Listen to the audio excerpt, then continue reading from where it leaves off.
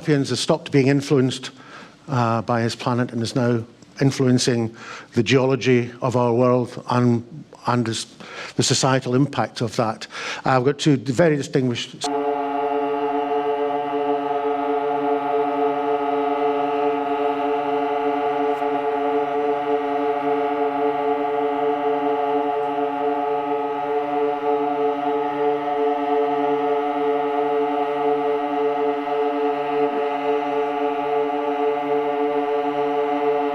The Anthropocene gets right to the point, and you're interested more in the societal impact of what's coming up.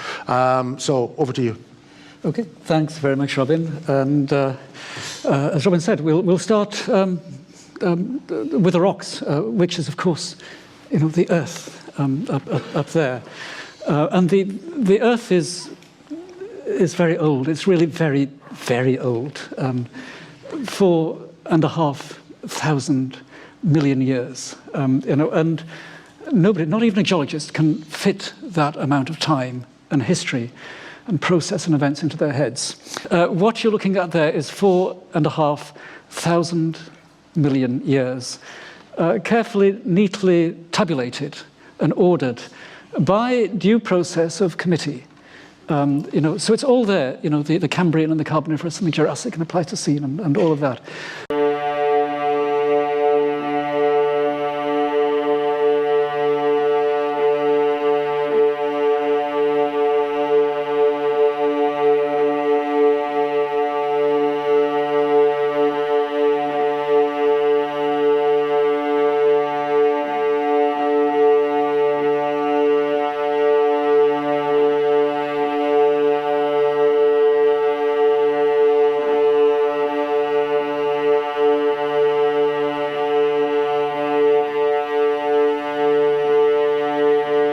The ice ages north and south, the last 2.5 million years, and within that is divided into two epochs, most of it the ice ages of the Pleistocene. You also have the Holocene, which is the last interglacial. The Earth warmed up about 11,500 years ago, and geologists separated that.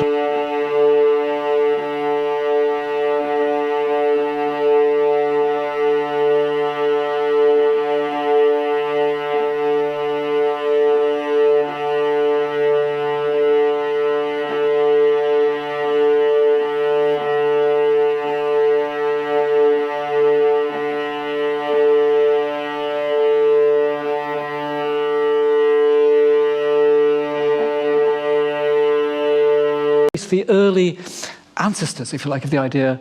Then this man, Georges Leclerc, the Comte de Buffon, in 1778 wrote a book called Les Époques de la Nature, the Epochs of Nature. Within that, he had 7 epochs. It was the first scientifically based Earth history. Total length of time, he said 75,000 years. And even that for him was scarily long. But he had his 7th epoch within that, lorsque la puissance de l'homme a secondé celle de la nature, when the power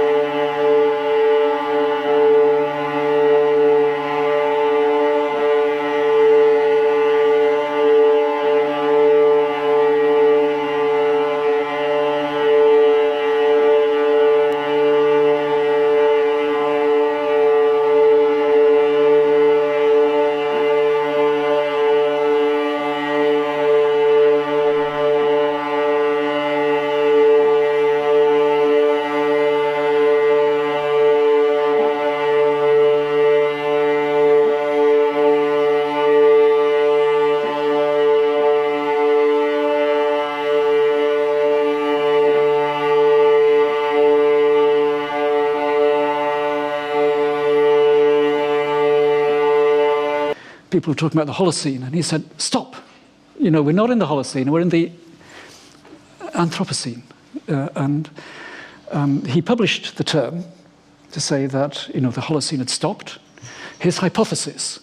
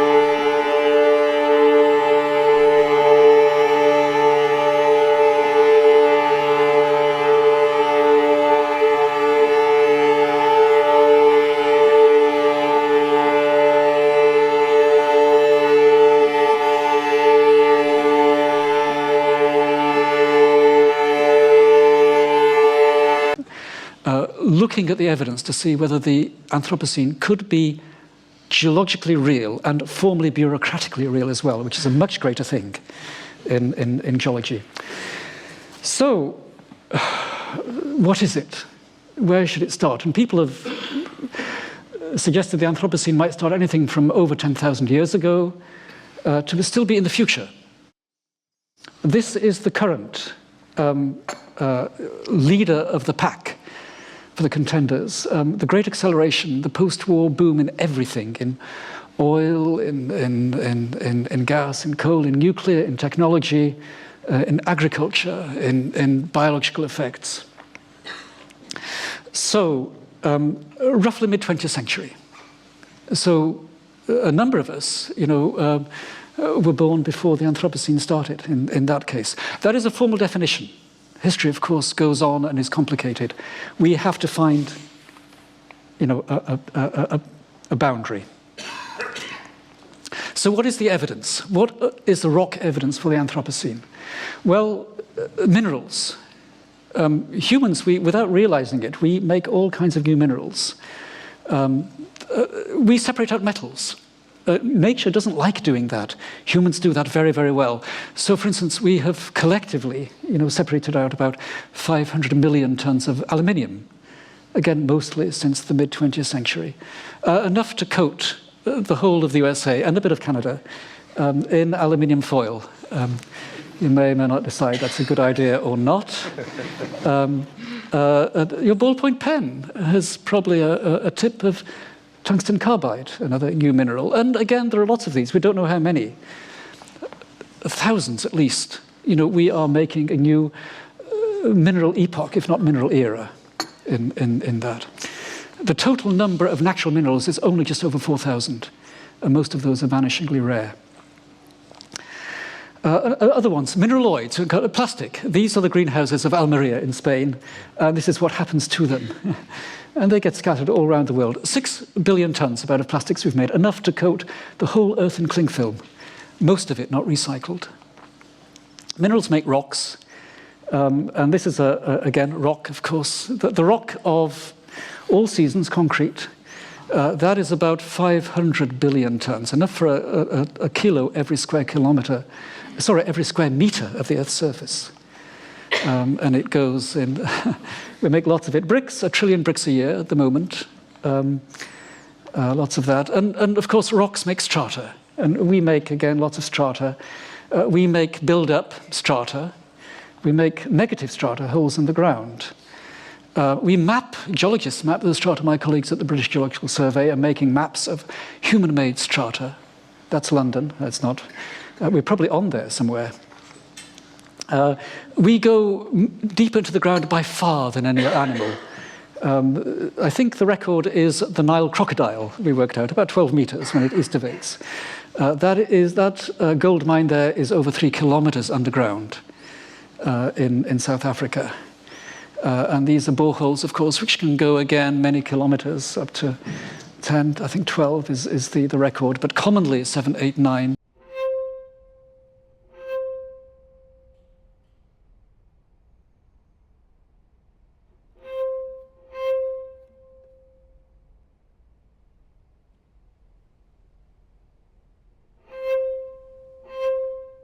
Igneous plutons underground.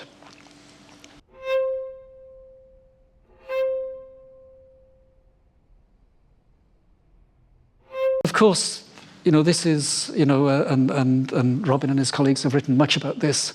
We are changing Earth's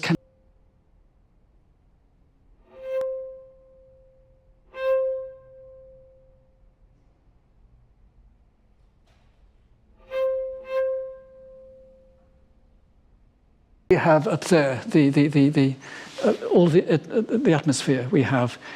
Scarily, that little marble rolling about up there, that is all the water we have.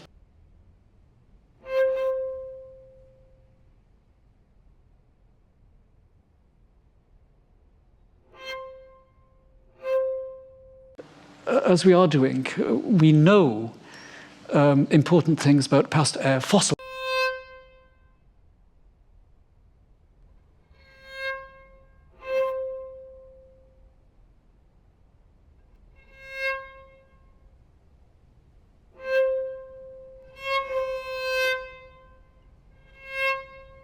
well beyond anything in the last 2 million years, at least.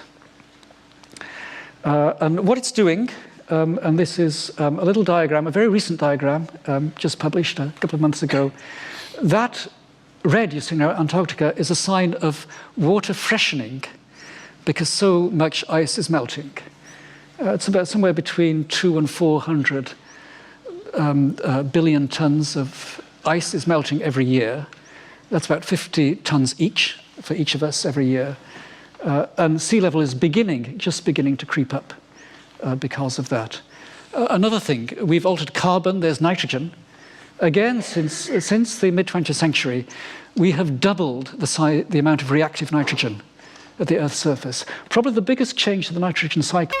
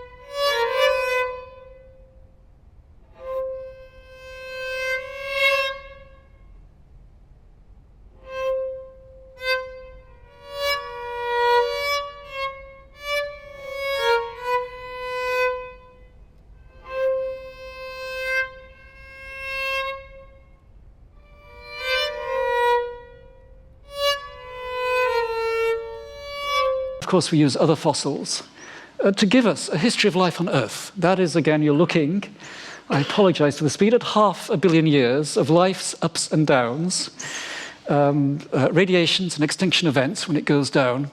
There have been 5 big mass extinction events. Are we in another one at the moment? Well, we've had extinctions. There's a poor dodo, Didus ineptus. What a name to hang on to a creature. Insult to injury. That's a Yangtze dolphin, photographed, probably now extinct. The Costa Rican golden toad, discovered, named 1964, extinct in the 1990s sometime. So, do we have another mass extinction event? This is something that our colleague Tony Barnowski, University of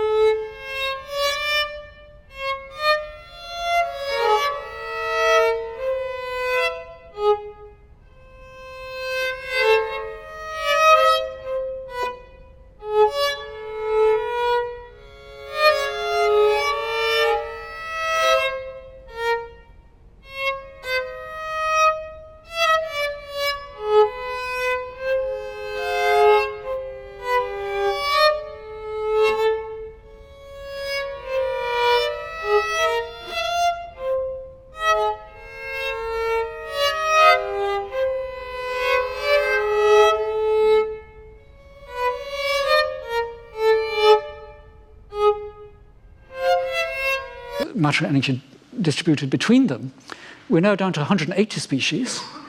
Of those, we make up 1/3. The creatures we keep to eat, the cows, the pigs, the sheep, the goats, they make up most of the rest of the 2/3.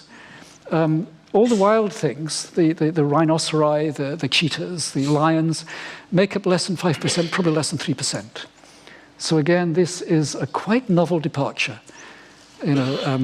So it is quite something of a future fossil record we've got. And our machines, what we are now calling our technofossils, part of the technosphere which we depend on, which surrounds us, which is all around us here, is an order of magnitude or two larger than that. So that, if you like, is a case for prosecution, the geological, Anthropocene as rocks, if you like. And we still have the question. It is not yet formally decided. We as a group are meant to give our recommendations next year. It will be a tall order. There's a lot of complicated evidence out there. And we geologists are not used to working quickly. Unlike journalists who have to work quickly all the time, we're usually very slow about things. Nonetheless, the idea is clearly out there. The Nobel laureates a couple of years ago in Stockholm used it, as a defining concept to try and understand what is happening to the world.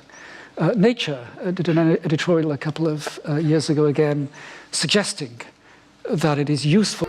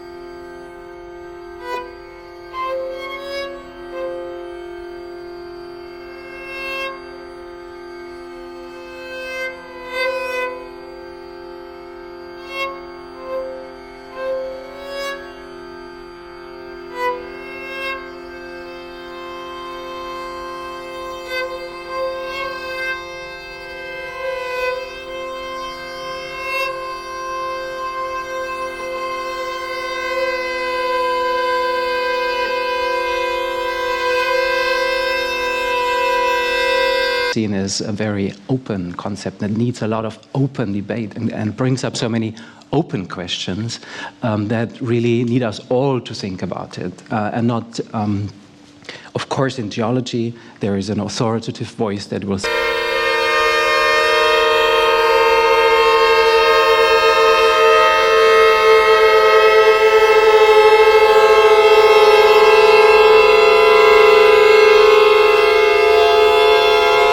phenomenon, and we need them. So here you have the geology, Jan wonderfully described. Looks like very orderly, almost like skyscrapers or something. But the Anthropocene really is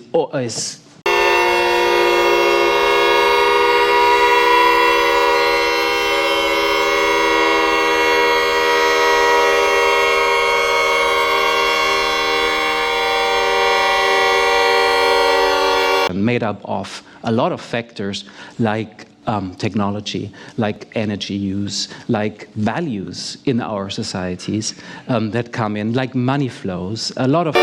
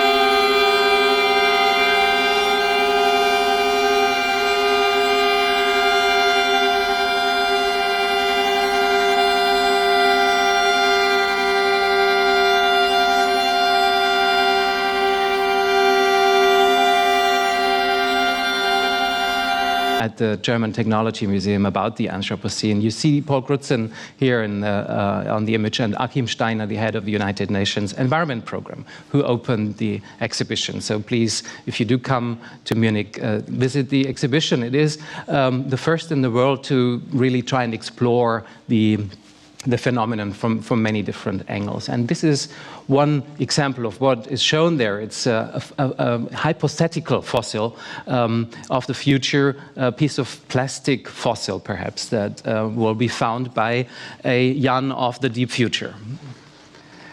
Now, I have come across a lot of critical questions about the Anthropocene, and I think that's good. It needs critical debate. It is on the one hand, it is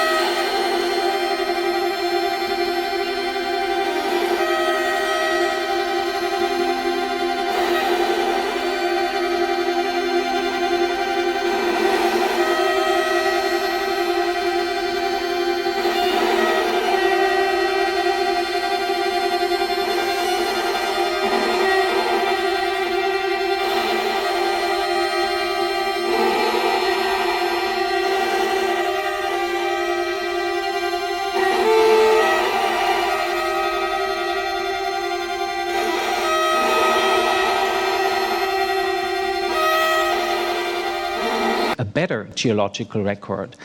We will create our footsteps will be there, but can we create more beautiful footsteps and leave behind more beautiful footsteps? The Anthropocene idea helps us with that by redefining our sense of time, because we live in a very short-term world with a very short-term economy where managers are valued by what they do for the next day or week. And the nanosecond trading we have is the symbol of today's economy. And then on the other hand, we have the apocalyptic thinking in the environmental movement. So we are kind of bouncing between nanosecond trading and end of the world thinking. Now, the Anthropocene creates something like a long now idea. It creates a deep future. This means it's a geological epoch. It puts us on the scale of Earth history. Other cultures, like Hindu culture, already was able to think long-term for a long time. Like 1 year for Brahma is 3 billion years on Earth. And Western culture is kind of catching up with that, developing now a more long-term approach to our lives. And the Anthropocene is helping us with that, creating a sense of a beginning. Now, Jan wonderfully described the spread of cities. And if you look at the protected spread of cities, you will have cities in the future that are 1,000 kilometers long.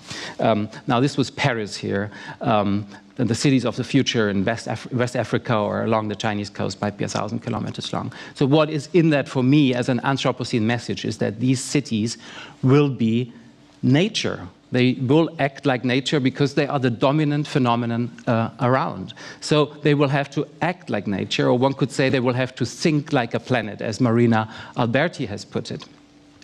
Which means cities have to become something like ecosystems.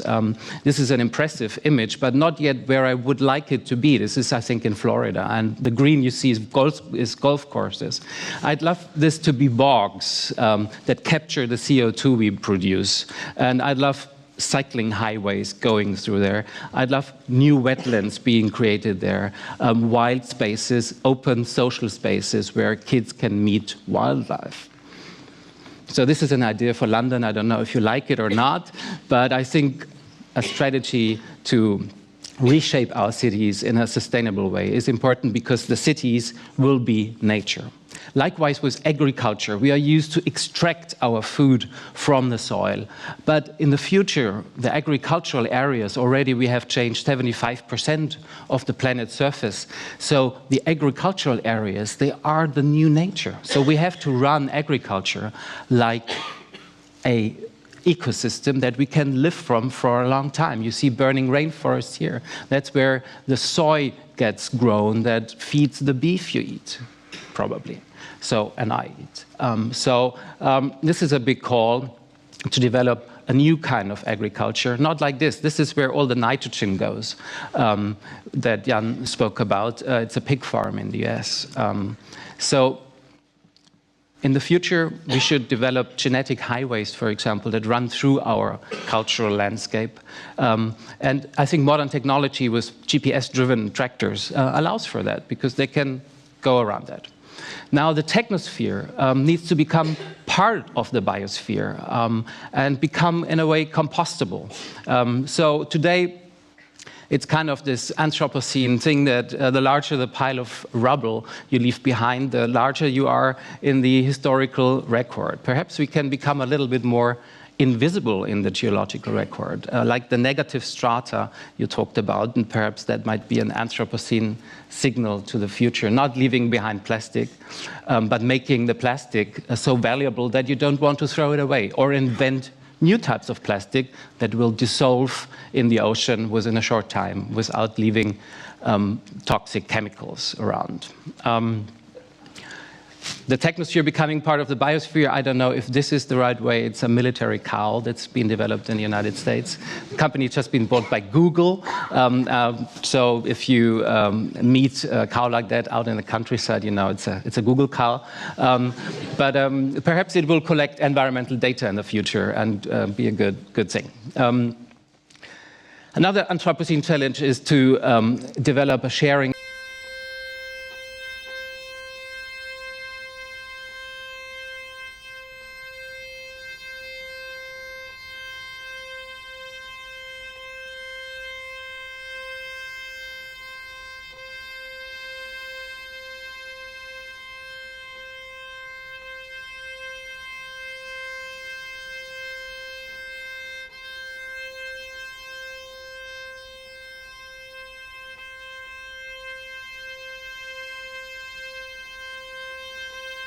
Off, and efficiency can do only so and so much. Now this sheep looks very interesting, and it's surely very efficient as the company claims, but I see this cliff behind there. And if that stumbles, then that will be an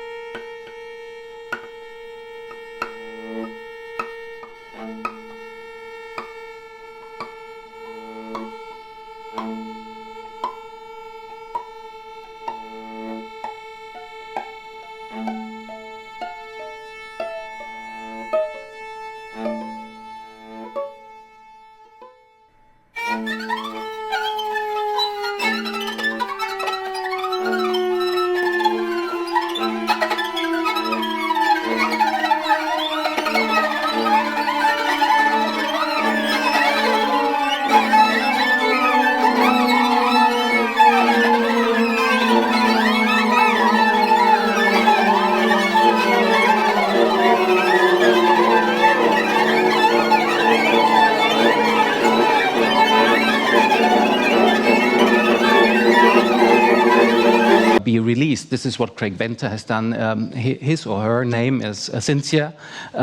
It's a microbe that has been put together molecule by molecule in the lab. That just reflects the amazing power we have. And becoming more conscious about that power, I think, is really important. For me, the Anthropocene is not anthropocentric, because it makes us aware how deeply rooted we are in the Earth system. In a way, it breaks up that long-held barrier between nature and culture. And nature becomes culture, in a sense, and thereby culture becomes nature in the Anthropocene. And that makes us feel, also through the crises we will go through and already go through, how deeply connected we are.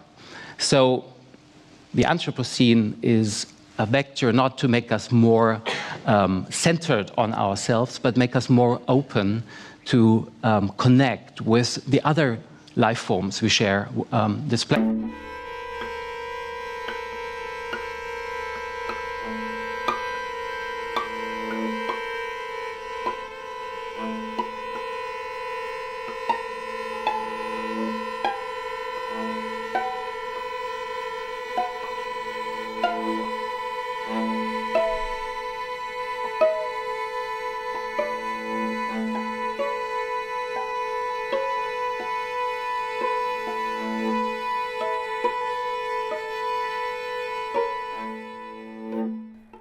The Holocene, for me, is the era where we had all this for granted and where this big environment was around us, where we could extract things from and put our waste into. But this doesn't work anymore. Everything now comes back.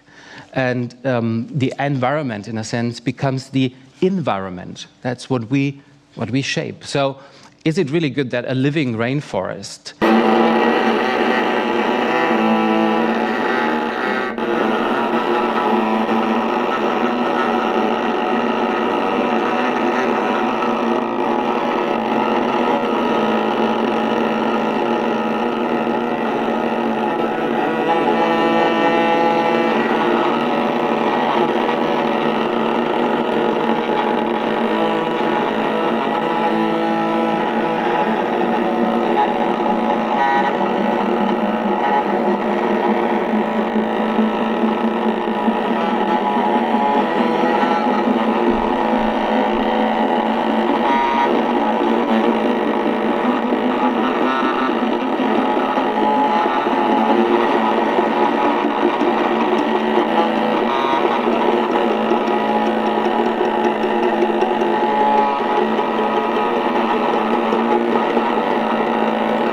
a table at my home? I think an Anthropocene challenge is really that we link our lives to this big idea. The Anthropocene is not something that's just somewhere in academia. It's something that we do every day. We are Anthropocene practitioners when we eat, when we decide whether to cycle or drive a car. And you can see I have this little planet in the back there.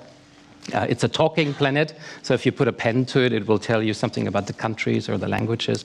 And in the future, perhaps there's a planet that will tell us what the food we eat does to itself. And I think this linking of our lifestyles to the Anthropocene needs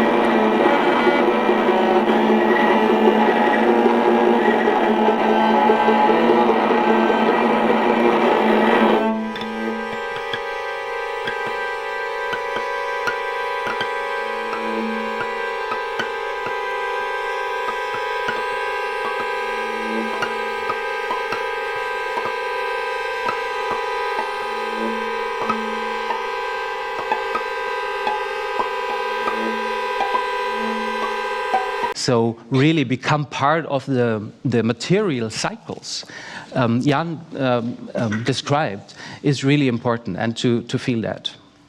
In an age where this plant will be composed, and it's a plant from the tropical rainforest, this plant will be composed of carbon atoms that have gone through your life. It's in the middle of the rainforest, but the atoms of carbon that you produce and I produce when we drive a car will make up that plant. And likewise, the nature, the stuff we put out into nature becomes nature. This is a glass beach.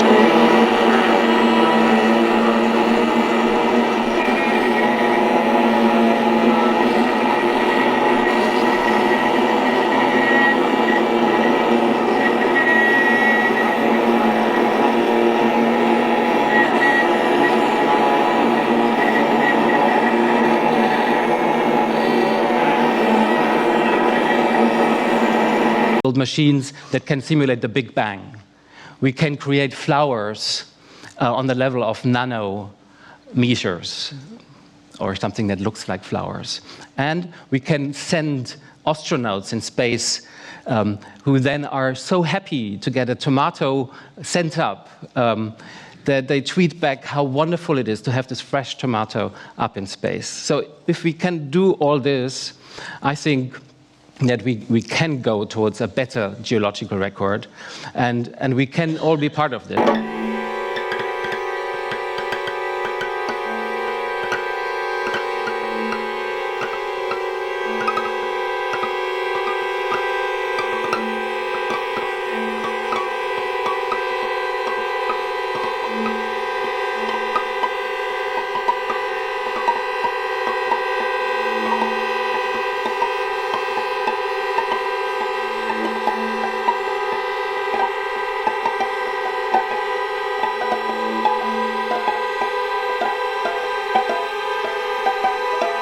Sure, that was a good thing.